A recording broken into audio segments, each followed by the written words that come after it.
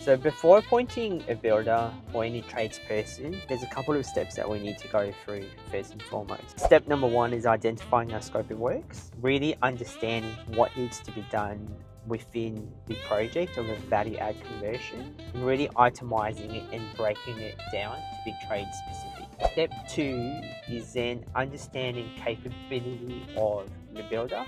What jobs do they have delivered in the past? Any reference checks is crucial to understand, because at the end of the day, it's not just about price. Yes, price does play an important aspect to appointing a builder, but it ultimately comes down to quality, workmanship and delivery of the project and capability within a set time frame that we need them to complete the works. And third is the meet and greet with the builder, ensuring that the builder actually knows the scope of what needs to be done. So all of these three elements go into identifying which builder will ultimately get or win the job. I'm here with Joe from J&M Residential.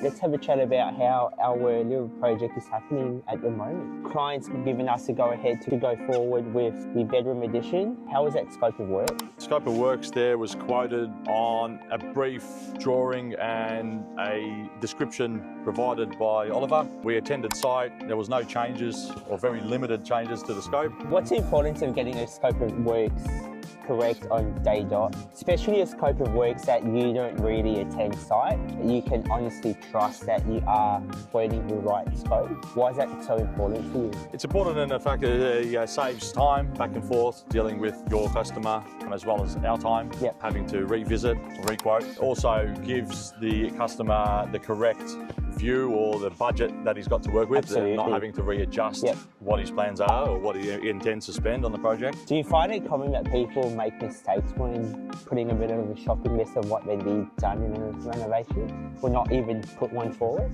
Yeah, they do. Some people overdo it. They want to do too much to a property, or the opposite. They want to do very limited, and then when compliance goes through, it doesn't pass. Further works need to be done. Speaking of compliance, Joe, the addition of a bedroom, tend to see that a bit more these days.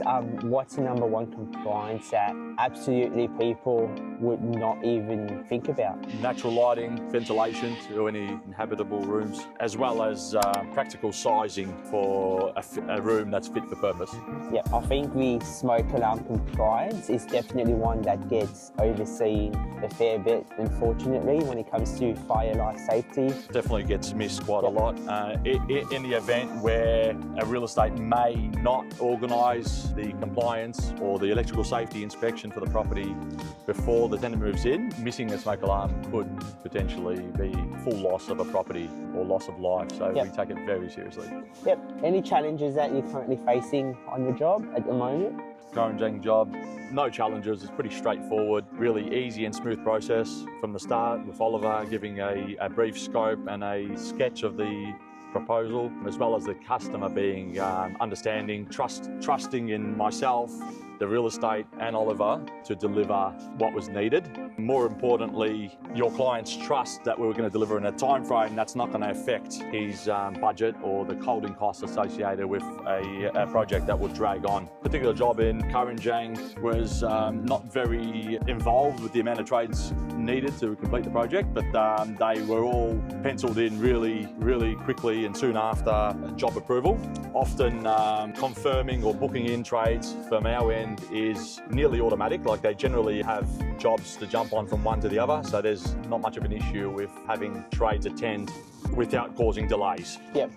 And being a carpenter yourself, you actually was hands-on tools for that particular job. You were framing up that wall, were you? Yeah, so not just managing the project, I did the framing, obviously the booking of all the trades and all the other aspects involved. Also have other carpenters, builders, including my brother, my father, that I can count on if need be to step in if I was sick or if I was stuck on another project elsewhere. One key important part that you mentioned, what's the importance of making sure you're picking up a builder versus individual trades when it comes across to doing projects of that manner? Dealing with individual trades, obviously normally the job would definitely drag on a lot longer. There's always a gap between trades where often I can have multiple trades attend a job on the same day. Yeah. Also trusted trades that work with people like us where they know they get paid. More often than not, most of my trades get paid same day, and that nearly guarantees I get very speedy quality work because there's no mucking around in that respect. And I think quality of trade too, because they constantly work with you on projects and from project to project. There's that trusted advisor, which, you know, the trade's going to turn up, going to do quality work, you're going to get paid on time, and that quiet time frame of organising trades, if not done well, is ultimately avoided when it comes to using a builder like yourself. That's right. Yeah. That's exactly right. Thank you for the fantastic job that you've done.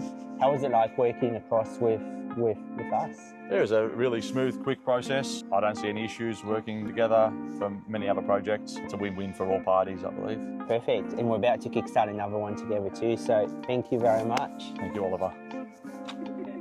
Still recording, this one's obsessed. So that's a wrap from today's walkthrough with Joe from J&M Residential. If there's one thing to take away, is that equity isn't necessarily found, but it's built into your floor plan. And having the right builder like Joe, it's what makes the difference between a standard reno and a real transformation with the right equity uplift to keep you going forward. So at Insighto, we just don't help you to find a property, so we really help you unlock its hidden potential with layout-led design, strategic renovation, and the right team.